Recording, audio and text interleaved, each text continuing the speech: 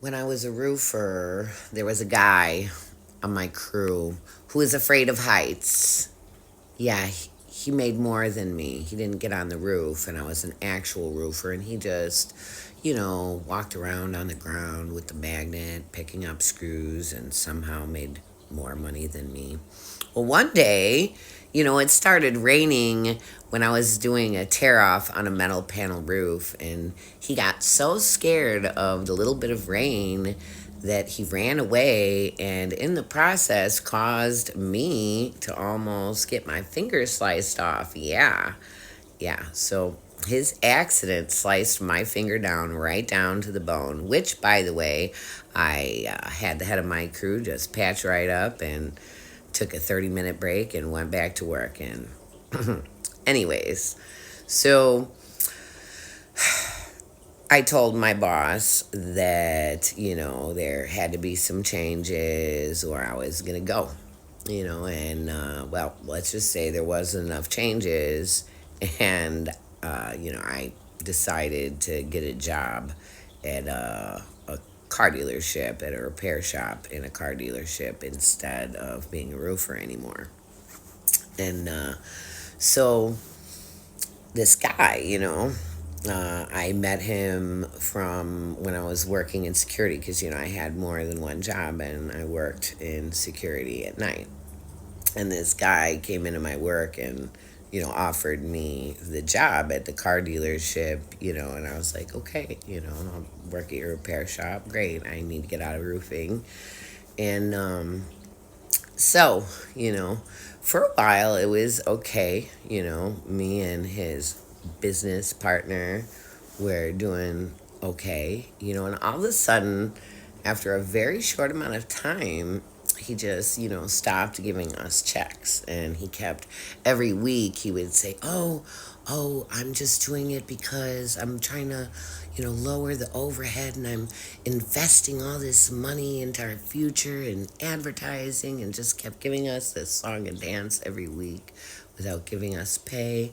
And he just kept having his business partner, my friend, sign checks to their joint account without telling him what, the checks were for. And this guy was,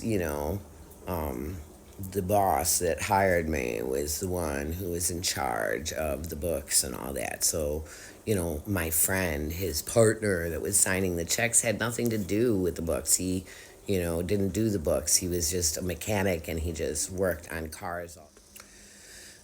So, as I was saying, um, my boss's business partner, he was just a mechanic. So, even like if he knew it was for like the part company, he just, thought the money was in the account. He didn't do the books and all that other stuff. Like he didn't even know. It was just company after company that he was having him write, sign the checks for, and we didn't know what the damn companies were or anything.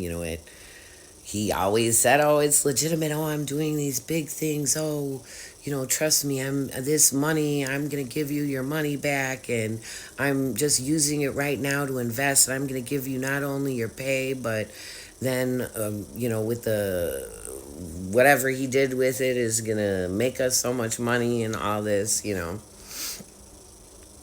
All of a sudden, I was at work one day, and he didn't show up to work, and um, I didn't know what was going on. Nobody was there. I was like the only one there, and anyways, to make a long story short, my boss had stolen his business partner's van, drained out the money in the bank account, stole his, like, this girl that did some work for us, that like did some work for him, like worked for the company or whatever. He broke into her house, stole all of her grandmother that just passed away, her diamonds and like jewelry that had been passed down in her family, and just like went and broke into a whole bunch of people's houses and stole their money, like thousands of dollars, and stole thousands of dollars from his business partner. And, all the checks that he had written bounced. Like he had been taking all the money out. So all those checks that my friend, his business partner, had signed bounced. And the police showed up. And oh my God, it was horrible. I had to testify, like in a closed whatever room, over at the state's attorney's office, on behalf of the business partner, to say no, he had nothing to do with it. He was just a mechanic and he had no idea there was no money in the account. He had nothing to do with the banking stuff. That was all the other guy that hired me. And I felt so bad for him because, this business partner of his almost went to jail. It really caused him a lot of heartache and money and stress. And he was old. And like I said, he was old.